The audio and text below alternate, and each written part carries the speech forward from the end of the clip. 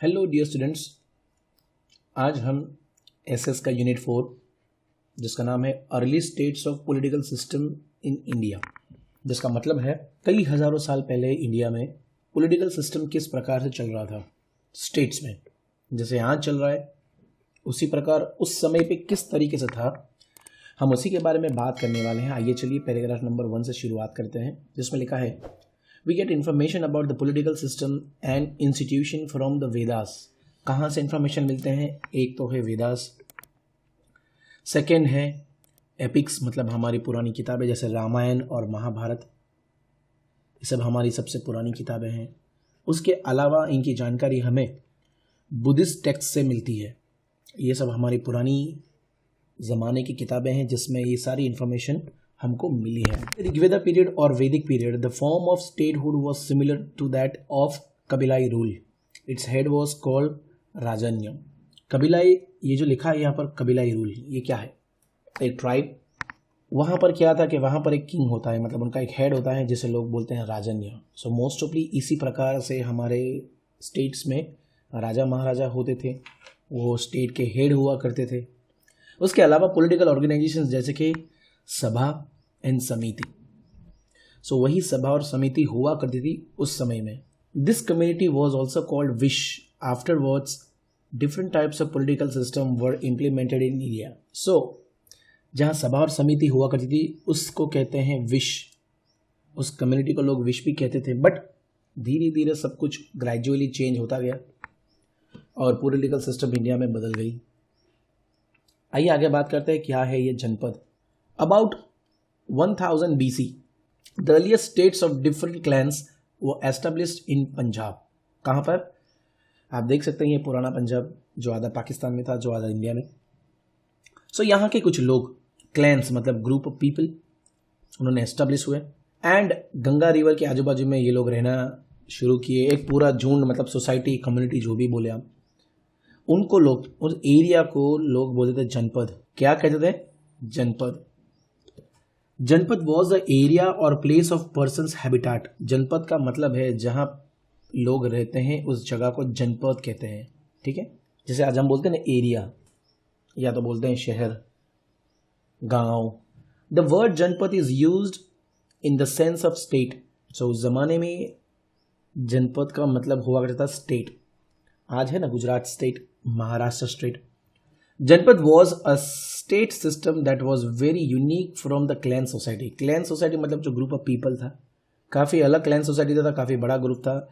और इसके बारे में ऋग वैदिक एज में डिस्क्रिप्शन है, मतलब सारी इंफॉर्मेशन आपको ऋग वैदिक एज में मिलेगी, जिसके अंदर इंक्लूड है स्टेट्स ऑफ डिफरेंट ग्रुप्स, अलग अलग ग्रुप के स्टेट्स, जैसे कि कुरु एंड पंचाल, इनके स्टेट्स हुआ करते थे, इनके ग्रुप के।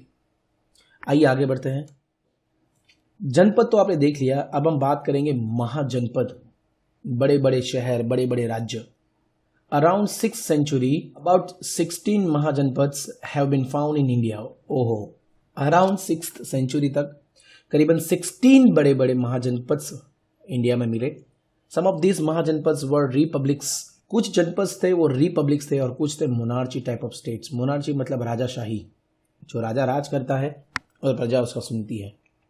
और रिपब्लिक मतलब जैसे आज इंडिया रिपब्लिक है, वैसे इलेक्शन होता है, लोग सिलेक्ट होते हैं और वो मेंबर्स बनते हैं और राज्य का ख्याल रखते हैं। These mahajanapadas are outline in the following table. चलिए देखते हैं। सबसे नंबर 1 पे है अंगा, उसका कैपिटल था चंपा, ईस्ट बिहार में आपको मिलेगा आज की तारीख में। वज्जी, वज्जी महाजनपद मतलब स्टेट था, उसका capital was Vaishali, north Bihar में आज। मल्ला, कुशीनारा उसका कैपिटल था, यूपी में गोरखपुर की जगह पे कुछ एरिया है, वो जगह आज की तारीख में।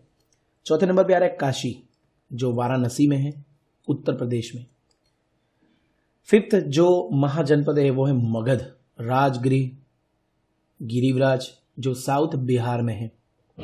कोसल, श्रावस्ती, अयोध्या, जैसे हम अवध भी कहते हैं। वत्सा, उसका शहर कैपिटल कौसुम्बी। प्रयागराज, ये भी यूपी में है। आप देखो नॉर्थ में बहुत सारे महाजनपद हुआ करते थे। छेदी, सुक्तिमती उसका कैपिटल, यमुना और नर्मदा नदी के बीच का जो एरिया था that was Suktimati and Chedi mahajanapada. Next है पंचाल, महाजनपद हुआ करता था, उनका जो कैपिटल था अहिछत्रा, कंपिलिया। आज के तारीख में बरेली, यूपी में जो बरेली है वहाँ के कुछ जगहों को पंचाल महाजनपद हुआ करता था उस ज़माने में। नेक्स्ट है सरसेन, मतलब मथुरा, ये भी यूपी में है। आपने अगर ऑब्जर्व किया तो काफ़ी सारे महाजनपद तो यूपी में है। सो काफ़ी बड़ा महाजनपद हुआ करता था वो यूपी, आज भी सबसे बड़ा स्टेट है इंडिया का। 11 पर नंबर पर आता है कुरु, इंद्रप्रस्था में है जो दिल्ली और मीरठ के बीच में है। अस्मका पोंडनिया on the bank of Godavari river पे है। तो उसके बाद है अवंती, उज्जैनी, ये मालवा में है। मत्स्य, विराटनगर, जयपुर में राजस्थान में है। गंधार, ये महाजनपद का जो मेन सिटी था दैट वाज तक्षशिला, रावलपिंडी मतलब पाकिस्तान में है। कंबोज, लाजपुर उसका मुख्य शहर था जो आज कश्मीर में है, साउथ वेस्ट कश्मीर में। सो ये थे कुछ इंपॉर्टेंट 16 महाजनपद। आइए अब आगे बात करते हैं, मैप को देखते हैं जिसमें लिखा है according to the book Anguttara Nikaya written in Pali language. एक बुक है अंगोत्तरा निकाया जिसमें लिखा है there were 16 mahajanapadas in post Vedic period.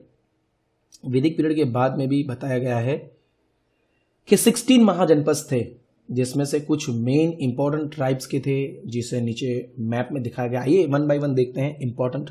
सबसे पहले मैं बात करना चाहूँगा कंबोज, देख सकते हैं आप कश्मीर में जो पाकिस्तान के साइड है। तक्षशिला पाकिस्तान पेशावर में। कुरुक्षेत्र इंडिया के अंदर है, आप देख सकते हैं यहाँ पर। नेक्स्ट इंद्रप्रस्थ, ये रहा। नेक्स्ट मथुरा, ये रहा।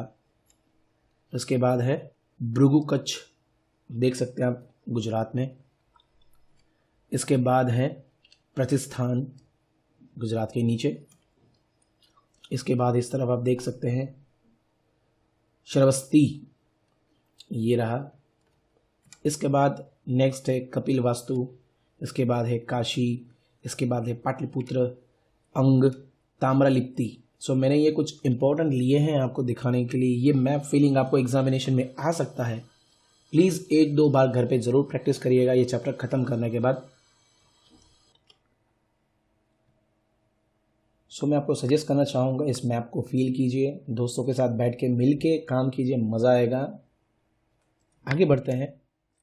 नेक्स्ट टॉपिक जो है वो है हमारा मोनार्की सिस्टम। मोनार्की मतलब राजाशाही। The state in which the king was chief was called monarchy. मतलब देख सकते हो आप ये कितने सारे किंग्स हैं, ये सब उनके राज्य के किंग हैं और ये लोगों का जो स्टेट था वो मोनार्की था। आप देख सकते हैं हमारे वडोदरा के सयाजीराव गायकवाड़ राजा, महाराजा सयाजीराव गायकवाड़, ये भी। सो ये तब किंग थे। सो उनके बेस के ऊपर जहाँ पर किंग होते हैं, कोई सरकार नहीं होती या कोई इलेक्शन नहीं होता, उसे हम मोनार्की कहते हैं। आइए आगे बात करते हैं। Among the mahajanapadas of this time there was competition of power which mainly consisted of 4 powerful states. उस ज़माने में तो इतने सारे महाजनपद थे, तो कौन एकदम पावरफुल है, तो उसमें 4 राज्य, जैसे एक था मगध, दूसरा था कोसल, तीसरा था वत्सा और अवंती, जिसमें से मगध सबसे famous as well as powerful state हुआ करता था। सो आइए जानते हैं मगध के बारे में। मगध इंडिया में कहाँ पर है, आप देख सकते हैं गुजरात के ईस्ट की तरफ। At the time of Buddha in monarchy state system Magadh became powerful mahajanapada. Wow, 3 powerful dynasties ruled over Magadh. Magadh राज्य में 3 बड़े बड़े डायनेस्टी, बड़े बड़े राजाओं ने अपनी सेनाओं के साथ राज्य किया। कौन है वो? सबसे पहला है हरियंका डायनेस्टी, जिसका फाउंडर था बिंबिसरा। बिंबिसरा बोले या बिंबिसर बोलो, ये डायनेस्टी का फाउंडर था, इसने इसकी खोज की थी। उसका जो हेड क्वार्टर था वो था मगध के शहर में राजगृह, जिसे गिरिव्रज भी बोलते हैं, जो गंगा नदी के किनारे हैं एंड सन रिवर के किनारे पर है, ये शहर की बात कर रहे हैं हम। आफ्टर हिम हिज सन अजात शत्रु, उसके बाद कौन आए, इनके ही बेटे ये रहे अजात शत्रु, ये पावर में आए, उन्होंने उनका कैपिटल नया बनाया, वो था पाटलिपुत्र। पाटलिपुत्र शहर को अपना कैपिटल बनाया, जिसको आज लोग पटना शहर के नाम से जानते हैं। He fought a war with Vajji Union and defeated लिच्छविस। In the way he extended the rule of Magadh, उसने काफी सारी वॉर मतलब लड़ाई लड़ी विद वज्जी स्टेट एंड उनको हरा के लिच्छविस को अपने अंदर कर लिया और धीरे धीरे मगध राज्य को और बड़ा बनाता गया। आइए आगे बात करते हैं next dynasty, that is called Naga dynasty. Naga dynasty came to the power after Haryanka dynasty. Haryanka dynasty का पावर खत्म हो गया, उसके बाद कौन आया, सो नाग डायनेस्टी पावर में आया आफ्टर हरियंका डायनेस्टी, जिसके अंदर जो किंग था उनका नाम था शिशुनागा, जो बुद्ध भगवान का मतलब एक फॉलोवर था, जो बुद्धिस्ट था इन शॉर्ट और बुद्ध भगवान को फॉलो करता था। सो ये भी एकदम पावरफुल डायनेस्टी थी। उसके बाद आई next Nand dynasty. Nand dynasty established by Mahapadma Nanda. किसके द्वारा, महापद मनंद ने इसको फाउंड आउट किया था। Most powerful Mahapadma Nanda is considered to be the first Indian emperor. ये सबसे पहला इंडिया का एक एम्परर था। ड्यूरिंग हिज टाइम मगध ने मोस्ट पावरफुल स्टेट था इंडिया का। क्यों, नंद डायनेस्टी के under. At the time of Alexander's invasion on India, जब अलेक्जेंडर ने इंडिया में चढ़ाई करी, घूसनखोरी करी, Magadh was ruled by king named Dhananand. Nand dynasty का जो किंग था वो था धनानंद, जिन्होंने इसको हराया। तीनों dynasty, Haryanka dynasty, Naga dynasty and Nand dynasty, बहुत ही पावरफुल डायनेस्टी थी मगध के राज्य की। उस जमाने की बात कर रहा हूं मैं, जो सबसे पावरफुल स्टेट था इंडिया का। आइए चलिए आगे बात करते हैं।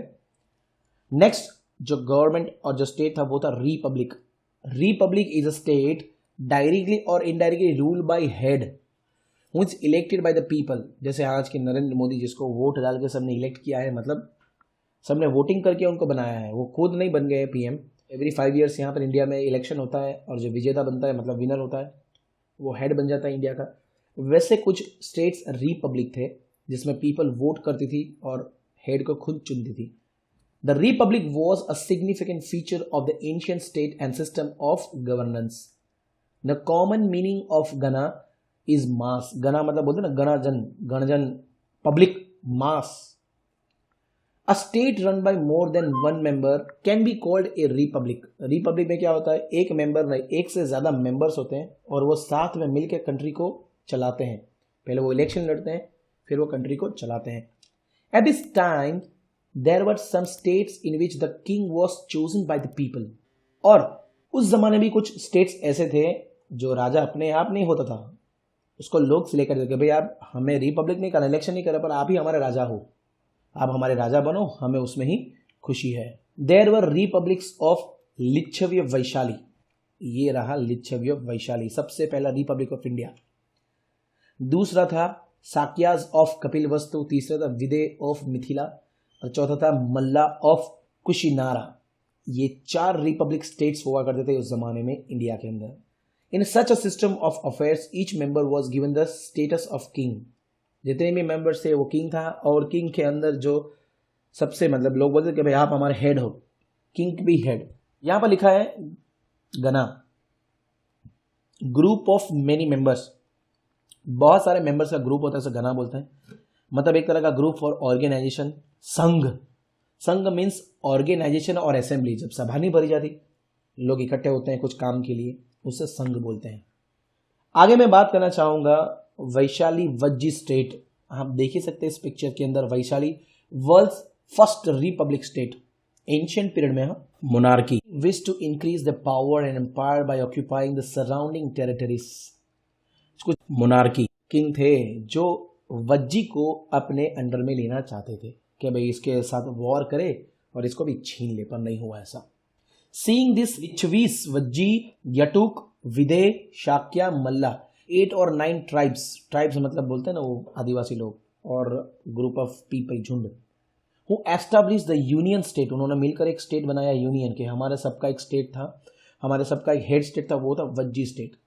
ये सबके मिलाकर स्टेट्स ने किया कि हम लोग अब साथ में मिलकर काम करेंगे ताकि हमको कोई हरा ना पाए, हमारे ऊपर कोई हमला ना कर दे। तो इस सबका जो मेन था स्टेट वो था वज्जी, जिसके अंदर वैशाली उनका कैपिटल सिटी था, लक्षवीस उनका मेन सेंटर था, union state.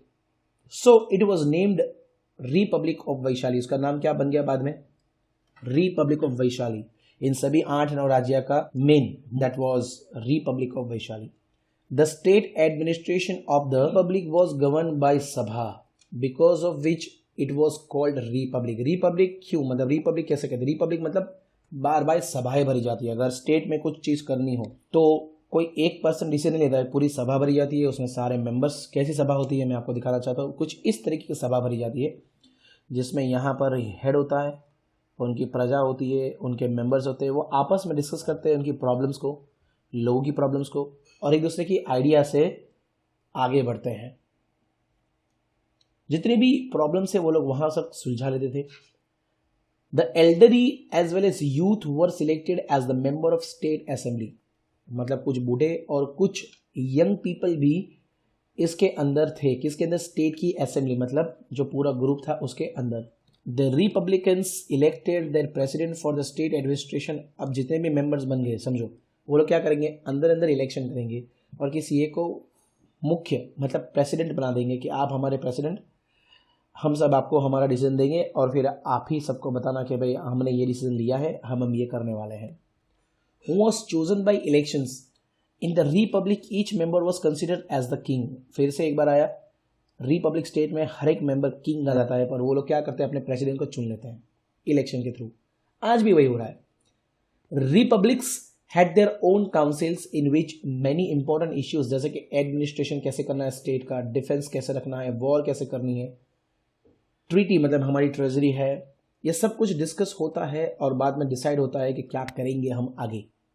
Any member could enjoy membership for a fix time period. मतलब ऐसा नहीं कि एक बार मेंबर बन गया मतलब जब तक मरेंगे नहीं तब तक वो मेंबर नहीं यार। 2 साल, 5 साल, 3 साल, ऐसा एक फिक्स टाइम पीरियड रहता है कि भाई आप अगले 6 महीने तक मेंबर हैं, उसके बाद आपकी जगह पर कोई और आएगा और वो हमारे असेंबली में काम करेंगे। An executive committee assisted the president of the republic in the administration of the state। इसमें होता क्या? कमेटी बनती है, मतलब ग्रुप ऑफ पीपल जो असिस्ट करते हैं प्रेसिडेंट को। कि प्रेसिडेंट मेन है, उनकी एक टीम होती है, तो प्रेसिडेंट सबको काम देता है कि भाई तू ये संभाल, तू ये संभाल, लास्ट में मुझे रिपोर्ट देना।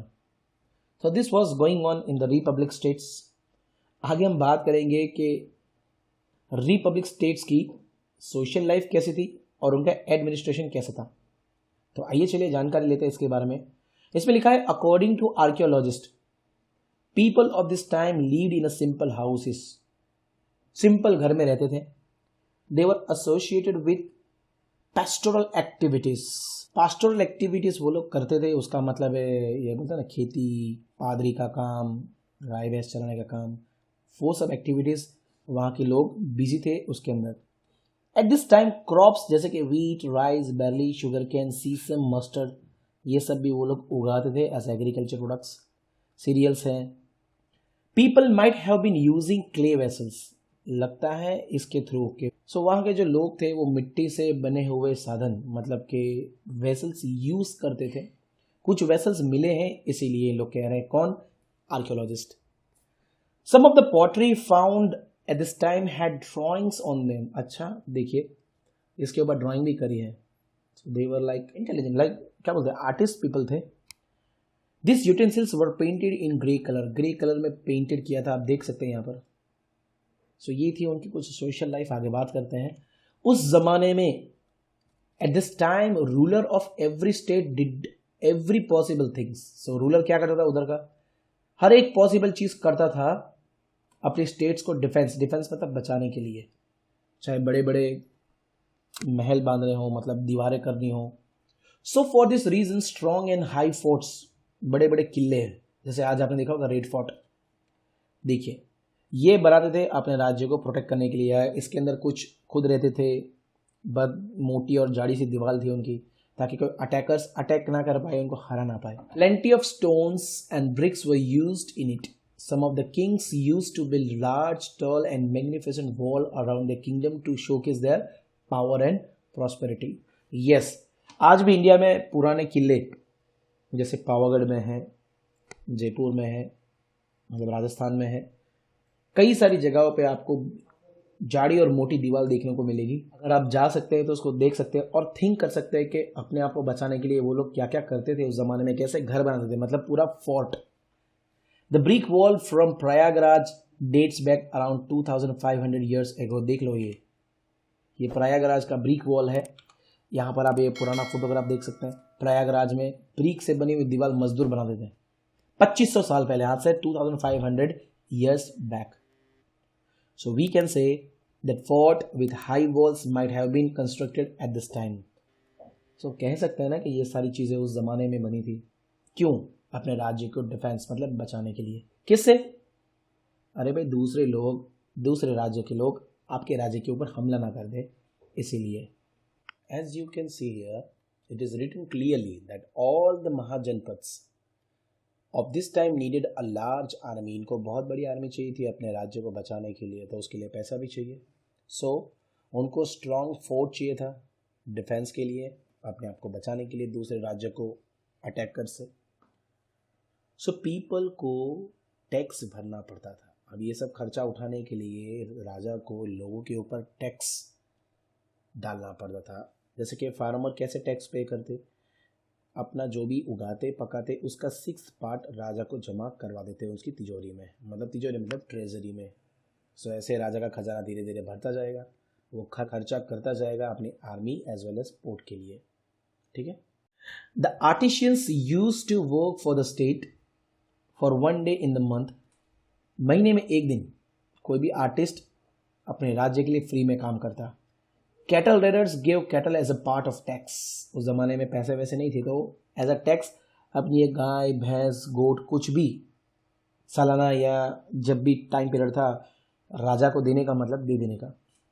The merchants use to pay tax on the sales of good. जो व्यापारी थे वो लोग उस ज़माने में भी टैक्स चुकाते थे, और आज काफ़ी सारे लोग बिजनेस करते हैं लेकिन टैक्स चुकाते नहीं है, टैक्स की चोरी करते हैं, और इसलिए सरकार की तिजोरी बहुत खाली रहती है और सुविधाएं नहीं मिल पाती। ठीक है।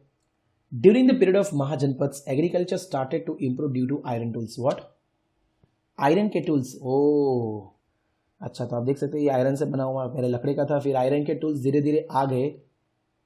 तो इससे क्या हुआ? एग्रीकल्चर सुधर गया इन लोगों का। एग्रीकल्चर सुधरा मतलब डेवलप हुआ, व्यापार बढ़ा। किसके कारण ये सब? आयरन टूल्स के कारण।